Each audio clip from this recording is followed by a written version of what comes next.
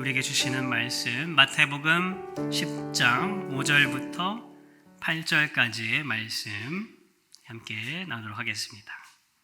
예수께서 이 12를 내보내시며 명하여 이르시되 이방인의 길로도 가지 말고 사마리아인의 고을에도 들어가지 말고 오히려 이스라엘 집에 잃어버린 양에게로 가라. 가면서 전파하여 말하되 천국이 가까이 왔다 하고 병든 자를 고치며 죽은 자를 살리며 나병 환자를 깨끗하게 하며 귀신을 쫓아내되 너희가 거저 받았으니 거저 주라. 우리 주님의 말씀입니다. 아멘. 우리 영화 배우 탐 크루즈 아세요? 네, 아세요? 유명한 분이죠. 이 영화 배우 이 탐 크루즈가 여러 영화를 찍었는데 그 중에 유명한 한 영화 시리즈가 있습니다. 이 영화 속에서 탐 크루즈는 어떤 정보 그 단체의 임무를 받아서 처리하는 요원으로 등장하죠. 그래서 유명한 장면 중에 하나가 뭐냐면 어떤 그 컴퓨터에서 정보를 빼내야 되는데 천장에서 이렇게 줄을 내려가지고 거꾸로 내려가지고 그 정보를 빼내죠. 그래서 땀 한 방울 흘리는 것도 안 돼가지고 그까지 막 막으면서 그렇게 자기의 임무를 완수하는 그런 유명한 장면이 있습니다. 또 다른 영화가 있습니다. 이것은 18세기의 이 포르투갈 카톨릭 교회의 선교에 관한 영화입니다. 사람을 죽인 전 노예 상인이었던 이 주인공이 자신의 죄의 무게에 고통에 시달리다가 신부 가브리엘을 만납니다. 그리고 회심을 하게 되어서 이제 예수님을 믿고 이제 동참해서 남미로 이제 선교를 같이 떠납니다. 그래서 선교 사역을 잘 감당하면서 이 주인공이 자기의 죄의 큰 무게들도 벗게 되고 막 이런 과정이 그려집니다. 그런데 마지막에 정치적으로 이 카톨릭 교회의 정적인 문제로 이 원주민들을 학살하는 그런 일이 일어나게 됩니다. 그래서 그거를 막다가 이 가브리엘 신부와 이 주인공도 다 순교하는 그런 이 18세기 선교지의 안타까운 모습을 그린 영화가 있습니다. 두 영화 모두 이렇게 좋은 영화고 이렇게 명 영화죠. 근데 그 제목에 공통적으로 들어가는 단어가 있습니다. 혹시 뭔지 아세요? 네, 미션입니다. 미션. 네. 하나는 미션 임파서블이라는 영화였고 하나는 제목 자체가 미션이라는 영화입니다. 두 영화의 미션은 전혀 다른 내용이지만 그 미션을 맡은 사람이 그 임무, 그 미션을 이루기 위해서 자신의 목숨까지도 내놓을 정도로 그렇게 최선을 다하는 모습이 그려져 있습니다. 그리고 그런 영화의 모습을 보면서 사람들은 감동을 받고 극찬을 하죠. 우리 그리스도인들은 어떤 사람들인가라고 우리가 할 때에 중요한 것 중에 하나가 바로 이것과 같습니다. 우리 그리스도인들은 다 뭐예요? 예수님부터 받은 미션을 받은 사명자다라는 것입니다. 예수님은 은혜로 우리를 구원해 주시죠. 그리고 분명 나를 죄악으로부터 건져내시고 하나님과 함께하게 하시면서 행복한 자로 만드시는 그 구원의 역사를 우리에게 베푸십니다. 그런데 우리의 구원은 거기서 그치지가 않습니다. 요셉이 형들의 배신으로 애굽에 팔리고 또 외로움과 누명으로 감옥살이까지 하면서 그 어려운 중에 하나님의 구원을 받게 되죠. 그리고 애굽의 총리가 됩니다. 그런데 그 구원은 단지 그 요셉 한 사람만을 살리기 위한 구원이 아니었습니다. 요셉이 나중에 형들에게 뭐라고 고백합니까?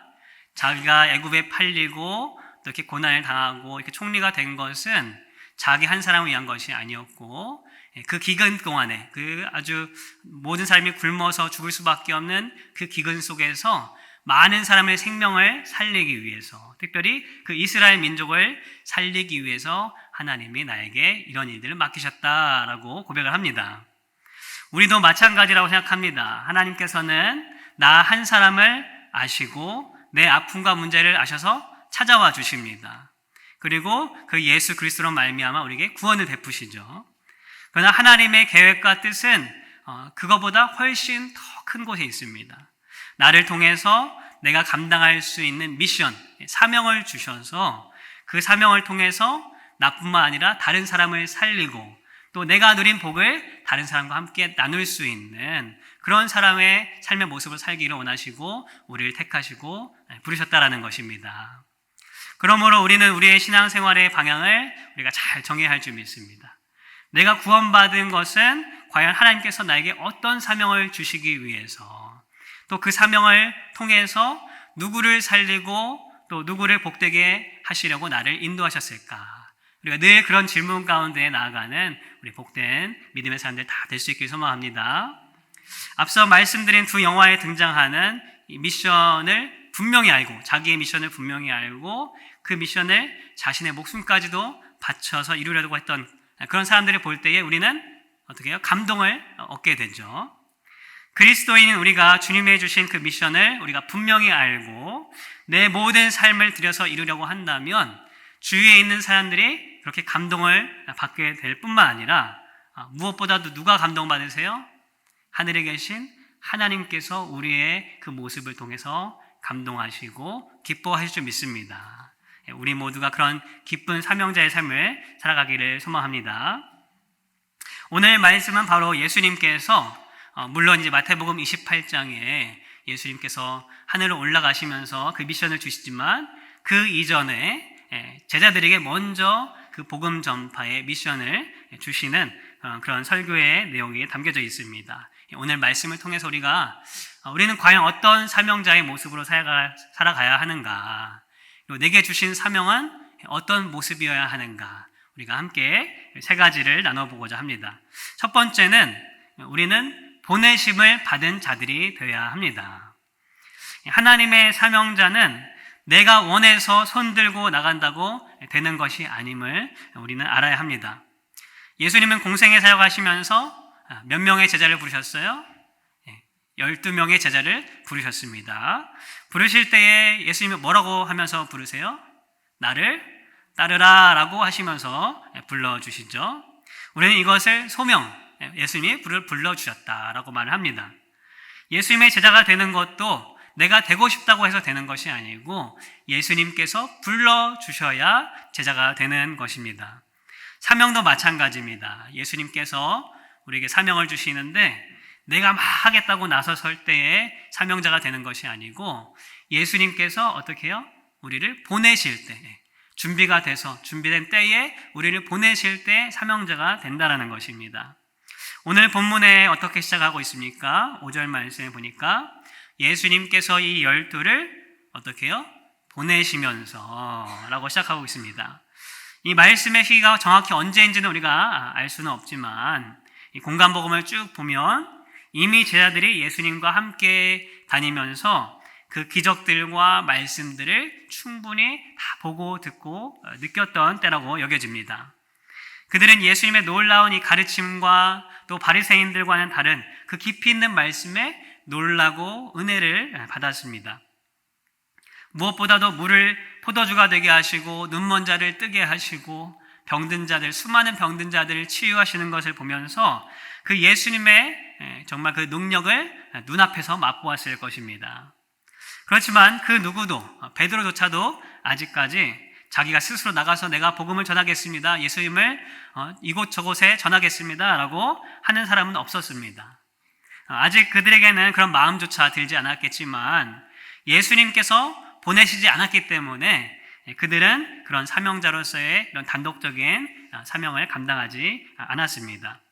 그러나 이제 5절에 때가 되어서 예수님께서 이 12제자들을 친히 보내시면서 사명, 미션을 맡기시고 있습니다. 우리는 이와 같이 이 예수님께서 우리를 보내실 그 때와 그 예수님의 뜻을 잘 분별해야 될 줄 믿습니다. 주님께서 내가 어떤 미션을 언제 어떻게 하길 원하시는가, 그것을 우리는 잘 헤아릴 줄 알아야 한다는 것입니다. 눈에 보이는 대로, 내 속에 오른 대로 이 일은 꼭 내가 해야 되겠다, 그런 마음이 든다고 해서 내 성격대로 무작정 하는 것은 때때로 그게 좋은 의도고 선한 일이라고 할지라도 그 일을 그르칠 수가 있습니다. 예수님께서 보내시는 때인지 또 예수님 정말로 기뻐하시는 그 일인지를 우리가 먼저 알고 움직여야 한다는 것입니다. 그러면 우리는 어떻게 그 보내시는 때를 알 수 있을까? 제자들은 예수님께서 보내실 때까지 어떻게 했어요? 예수님 곁에서 배웠습니다. 보고 듣고 때로는 책망도 받으면서 예수님과 함께 생활을 했습니다. 단순히 무슨 어떤 기술을 배운 것이 아니라 어떻게 했어요? 먹고 자면서 대화하고 함께 동행하면서 예수님과 가까워지는 그 시간을 가졌다라는 것입니다. 즉 예수님과 어떻게 깊은 교제의 시간, 예수님과 함께하는 그 관계를 그들이 그 시간들을 지냈다라는 것입니다. 예수님께서 제자들을 보내시기 전에는 또 어떻게 하십니까? 우리 10장 오늘 1절 말씀에 보면은 그들에게 권능을 주십니다. 능력을 주십니다. 예수님의 일을 할 수 있도록 예수님께서 친히 그들에게 능력을 주시고 있습니다. 우리에게도 이러한 과정이 필요한 줄 믿습니다. 예수님께서 보내시는 때를 우리가 제대로 알려면 먼저 예수님을 알아야 합니다. 예수님과 가까워지는 시간을 가져야 합니다. 예수님의 생각과 가르치시는 방식, 사람들을 대하는 모습 등을 예수님을 통해서 우리가 배우는 과정이 필요하다는 것입니다. 그리고 또한 뭐도 필요해요? 능력도 필요해요. 내 가지고 있는 능력이 아니라 주님이 주시는 능력이 우리에게는 필요합니다. 그 능력은 사도행전에서 기록된 것 같이 무슨 능력이에요? 바로 성령의 능력이죠. 성령의 능력. 성령이 임하시고 충만하게 되면 주님이 주시는 그 권능을 통해서 우리는 주님이 맡기신 사명을 감당할 줄 믿습니다. 이런 과정은 어떻게 이루어집니까? 바로 기도와 말씀의 생활로 이루어집니다. 기도와 말씀을 통해서 우리는 주님이 누구신지를 알 수가 있고 또 주님의 그 생각과 마음을 깨닫게 되죠. 그리고 간절한 기도의 시간과 묵상을 통해서 주님과 가까워지는 것입니다. 그러면 자연스럽게 성령이 우리 안에서 역사하셔서 우리 안에 충만하게 되고 또 능력도 주시고 그 성령을 통해서 주님이 주신 맡긴 그 사명을 감당하게 하신다는 겁니다. 우리가 지난주에 우리 정영화 목사님을 통해서 우리 사도행전 말씀을 함께 나눴죠. 이 제자들이 어떻게 했어요? 예수님이 승천하신 이후에 무엇에 힘썼습니까? 기도하기에 전혀 힘썼다라고 기록을 하고 있죠. 하루 이틀이 아니라 일주일이 넘도록 그들이 매일같이 함께 모여서 기도할 때에 그 가운데 성령이 임하셨고 능력이 임했고 그들이 예수님의 그 사명, 마지막 사명을 가지고 담대히 선포한 자들이 되었다라는 것입니다. 우리도 예수님의 보내심을 받는 자가 되기 위해서는 그 주님이 보내시는 그 때와 또 그 뜻을 잘 깨달아야 합니다. 그것을 알기 위해서는 우리가 무엇보다도 주님과 가까워질 수 있길 바랍니다.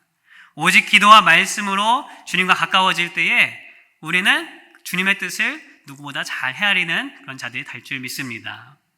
저도 처음에 이제 신학 공부를 하겠다고 이제 결단을 할 때에 그런 마음을 주셨을 때에 무작정 순종으로 아멘 한 것이 아니라 마음에 많이 이제 고민이 되었어요. 그래서 이게 정말로 맞는 주님의 뜻인가, 그냥 나 혼자 생각하는 것인가, 정말로 지금 하는 것이 맞는 때인가, 그 고민을 가지고 목사님께도 여쭤보고 주위에 있는 사람들에게 물어봤지만 그 어느 것 하나 저에게 확신을 주지 않았습니다. 그래서 저는 어떻게 했냐면은 3일 작정, 금식 기도를 하기로 작정을 했습니다. 40일, 주님처럼 40일 하는 거는 너무 그 당시에는 무리였기 때문에 성경에서 3일은 보통 변화의 그런 시간들이기 때문에 제가 3일 작정하고 금식 기도를 하려고 이렇게 했습니다. 근데 하나님께서는 3일이 아니라 하루 만에 응답을 주셨어요. 아마 3일 하는 것이 별로 제게 도움이 안 됐던 것 같아요. 그래서 하루 만에 주님의 답을 주셔서 제 마음속에 또 말씀으로 응답해 주셔서 이것이 하나님 원하시는 길이구나 라고 믿고 또 미국에 와서 또 여러 가지 시간들을 보내다 보니까 그렇구나, 이것이 하나님이 원하셨던 길이구나 라는 것을 확신하게 되었습니다. 성도 여러분, 우리는 내가 먼저 하겠다고 나서는 것이 때로는 멋있어 보일 수가 있어요. 용기 있는 것처럼 보일 수가 있습니다.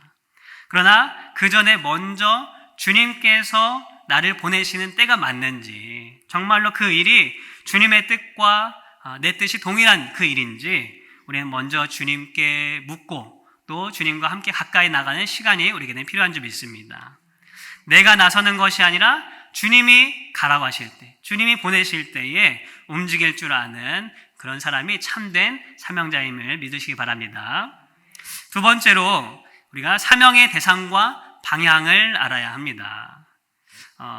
사명은 단순한 일이 아닙니다. 내가 무엇을 하고 무엇을 세우고 그 일이 아니라 사명의 궁극적인 방향과 목적은 사람인 줄 믿습니다. 사람을 위해서, 한 영혼을 살리기 위해서 여러 가지 모양으로 여러 가지 일을 하는 것이지 그 일 자체를 사명으로 생각하면 안 됩니다. 예수님께서 제 아들을 보내시면서 5절과 6절에 이렇게 말씀을 하고 계시죠. 예수님께서 이 12를 보내시며 명하여 이르시되 이방인의 길로도 가지 말고 사마리아인의 고을에도 들어가지 말고 오히려 이스라엘 집에 잃어버린 양에게로 가라. 예수님께서 이렇게 말씀하신 이유는 이방인들을 구원해서 배제하고 소외시키는 것이 아닙니다. 왜냐하면 예수님께서도 사역하실 때에 많지는 않지만 여러 이방인들을 구원하셨고 또 오는 자들을 치유해 주셨기 때문입니다. 예수님께서 이렇게 말씀하신 것은 사도행전 1장 8절에 기록된 것처럼 복음 전파의 순서 그리고 방향을 가르쳐 주시기 위함이었습니다.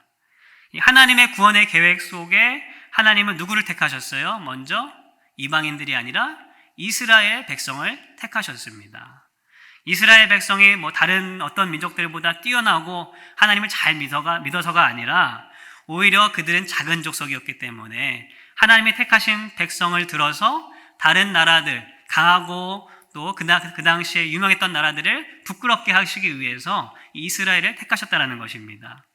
그렇기 때문에 복음은 먼저 누구에게 전파가 되어야 돼요? 바로 하나님이 택하신 이스라엘 백성에게 전파가 되어야 된다는 것입니다. 그것이 하나님의 질서에 맞는 것이었다라는 것입니다.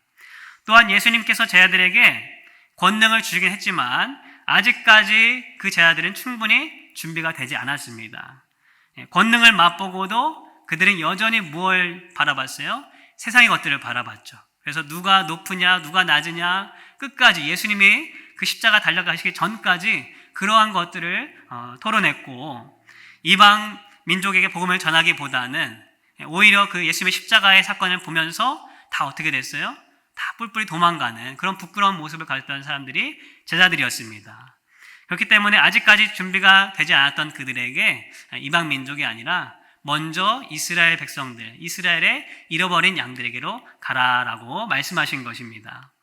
왜냐하면 이스라엘 백성들은 바로 그들과 가장 가까운 사람들이었고 그들과 가장 삶의 양식이 같은 사람들이었기 때문에 쉽게 말해서 너희가 말씀을 전하고 나누기에 자연스러운 자들에게 먼저 가라라고 말씀하고 있는 것입니다.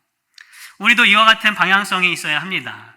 주님께서 주시는 사명이 있을 때 그 사명의 대상은 결국은 사람인데 어떤 사람들에게 우리에게 다가가야 하는가?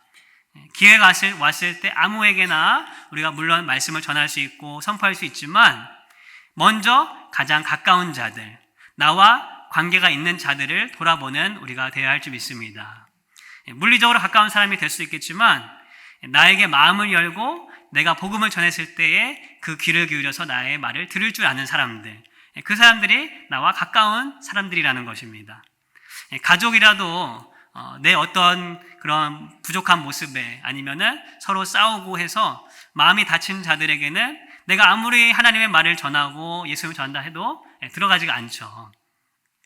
그렇기에 우리는 주님 주신 사명을 이루기 위해서 이 가까운 사람을 잘 돌보고 또 그 가까운 사람들을 잘 만드는 습관이 필요합니다. 나를 신뢰할 수 있도록 나의 말에 귀를 기울일 수 있는 좋은 관계를 우리는 만들 수 있도록 열심히 부단히 노력해야 됩니다. 나의 본래 성격이 이래서 나는 사람 사귈 때 참 힘듭니다. 그런 분들이 있을 거예요. 저도 그런 성격이 좀 있습니다. 내성적인 성격이 있기 때문에 제가 어렸을 때부터 교회를 다녀서 그렇지 아마 교회를 안 다녔으면은 친구도 별로 없고 또 말도 잘 못하고 필요한 것이 있어도 말하기가 어려워서 아마 피하고 막 그랬을 겁니다. 그런데 내 성격을 바라보는 것이 아니라 하나님이 주시는 그 사명 또 그리고 주님께서 나에게 주신 그 베푸신 은혜와 사랑을 우리가 기억하고 묵상하게 되면 다른 사람에게 다가갈 수 있는 용기가 우리에게 주어질 줄 믿습니다. 반대로 성격상 혹은 어떤 내 안에 있는 상처들로 인해서 다른 사람들과 함께 관계 맺을 때 상처 주고 그런 일들이 생길 수가 있습니다. 그런 모습들도 나의 감정보다는 내가 이 관계를 통해서 주님의 사명을 어떻게든 이루어야겠다. 그 마음만을 가지고 있으면 하나님께서 그 관계를 회복시켜 주시고 또 그 관계를 통해서 우리의 사명을 이루게 해 주실 줄 믿습니다. 서두에 예를 들었던 이 영화의 주인공들처럼 내 가진 미션, 그 사명을 위해서 자신의 목숨을 내어놓는 자세, 내가 죽어도 내게 맡기신 그 사람들, 내게 가까운 사람들을 살리겠다라는 마음이 내 가운데 있다면 하나님께서 내 연약한 성품이나 그런 실수들을 뛰어넘고 우리의 사명을 이루어 주신다는 것입니다. 사도 바울도 얼마나 그 성격이 약점이 있었어요. 그렇죠? 다혈질적인 사람이었습니다. 그래서 자신을 세워줬던 바나바하고도 어떻게 했어요? 다투고 싸웠죠. 그러나 그가 사명을 위해서 점점 자신이 날마다 죽어지는 그런 모습을 보일 때에, 그렇게 사람들을 섬길 때에 수많은 생명을 살리는 하나님의 위대한 사명자가 된 것을 우리는 성경을 통해 알 수가 있습니다. 중요한 것은 뭐예요? 중요한 것은 사람입니다. 하나님께서 그 사람을 얼마나 사랑하실지를 우리가 동일하게 생각하고, 또 한 사람을 천하보다 귀하게 여기고 내가 그 마음을 돌이키기 위해서 10마디 말을 하기보다는 그 상대방의 마음을 들어줄 줄 아는 그런 마음을 가지고 그 상대방에 대한다면 하나님께서 그 상대방의 마음을 열어주고, 또 주의 말씀이 그 마음 가운데 들어가게 하시고 우리의 사명을 이루실 줄 믿습니다. 사명의 방향은 사람입니다. 아무리 남들이 보기에 위대하고 훌륭한 일을 우리가 많이 한다 할지라도 그 과정 속에서 상처받는 사람이 생기고 내 가까이 사람이 떠난다면 그것은 어쩌면 잘못된 사명의 방향이 될지도 모릅니다. 그러므로 주님께서 내게 맡기신 사명이 있을 때, 또 그 사명에 맡기실 때까지 우리는 뭐에 힘써야 돼요? 나와 가까이에 있는 자들을 잘 섬기고 그 지경이 하나둘 넓어져서 정말 그 한 사람을 살릴 수 있는 그런 좋은 관계가 될 수 있도록 우리는 그 일에, 그 방향에 힘을 써야 될지 믿습니다. 마지막으로 사명의 내용은 무엇이 되어야 하는가? 바로 선포와 회복이 되어야 합니다.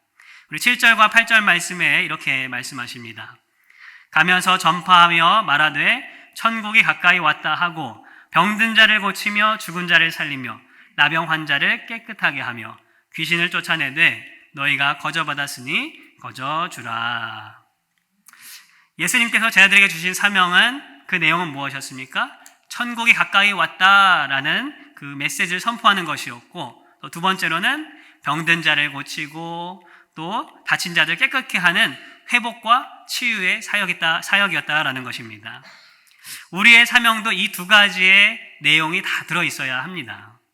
우리 사명의 모습은 다 다를 수가 있어요. 우리의 맡기신 어떤 성품이나 우리 재능에 따라서 어떤 사람들은 선교를 사명으로 생각하는 분도 계실 수가 있고, 또 어떤 분들은 구제하는 일, 어떤 분들은 기도하는 일, 가르치는 일들이 될 수가 있습니다. 그러나 그 모양은 다 달라도 그 안에 담긴 내용은 뭐가 돼야 돼요? 바로 주의 복음을 선포하는 일과 회복과 치유의 일이 있어야 된다는 것입니다. 먼저 선포라는 것은 이 마태복음 3장에 세례 요한이 먼저 이 복음의 메시지를 외쳤죠. 회개하라, 천국이 가까이 왔느니라. 또 예수님도 이어서 똑같은 말씀으로 선포를 하십니다.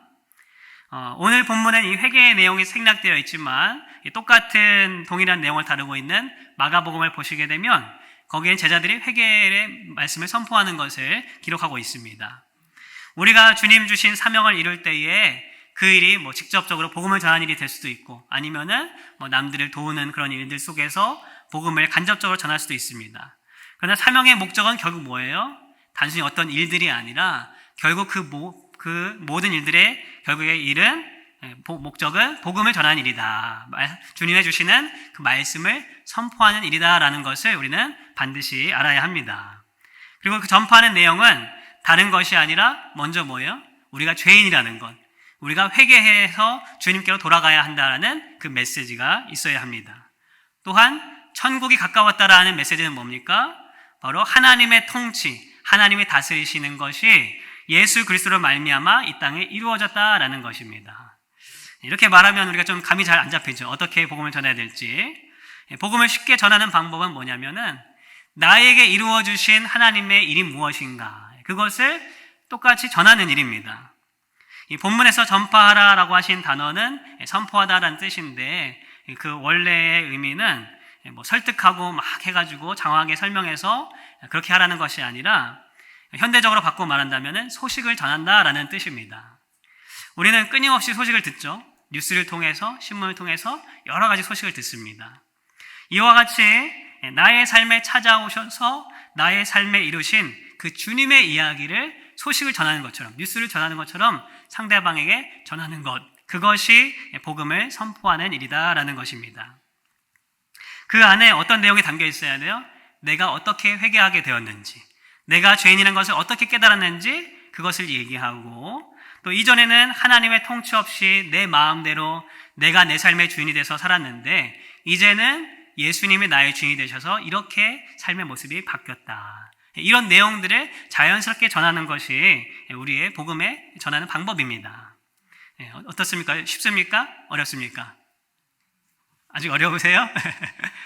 처음에 할 때는 어려울 수가 있어요. 내가 어떻게 회개하고 어떻게 예수님 믿게 됐고 어떻게 바뀌었는지 처음에 말하기가 좀 어려울 수가 있습니다. 그러나 한 번, 두 번 이렇게 얘기하다 보면은 그것이 자연스럽게 되고 또 그 가운데 하나님이 역사하시는 그런 일들을 맛보게 될 줄 믿습니다. 우리가 나의 주어진 사명이 무엇인지를 우리가 깨닫는 것이 중요한데 때때로는 그게 뭔지 잘 모를 때가 있어요. 그럴 때는 바로 이 말씀과 같이 내 옆에 있는 사람들, 내 가까이 있는 사람들에게 내가 어떻게 주님을 만났는지 그 얘기를 하는 것, 그것이 우리의 사명이 될 줄 믿습니다. 예수님은 더불어서 말씀하시죠. 사명은 선포하는 것만이 아니라, 말로 전하는 것만이 아니라 그와 함께 회복과 치유의 사역이 필요하다. 병든 자가 고침을 받고 죽은 자가 살아나고 나병 환자가 깨끗이 되고 다 뭐예요? 망가지고 무너지고 연약했던 것들이 고쳐지는 회복의 모습을 담고 있습니다. 예수님은 우리가 그 회복을 가져오는 통로가 되라라고 말씀하는 겁니다. 우리가 살고 있는 이 세상은 죄로 인해서 겉으로 보기에는 멀쩡할지 모르겠지만 다 뒤틀어지고 다 망가진 세상입니다. 뭐 사람들은 말할 것도 없고 자연도 환경도 다 망가졌죠. 저는 요새 그런 생각이 자꾸 들어요. 이 죄 많은 인간들 때문에 우리가 살고 있는 지구가 정말 이렇게 고통받고 있는 것이 아닌가.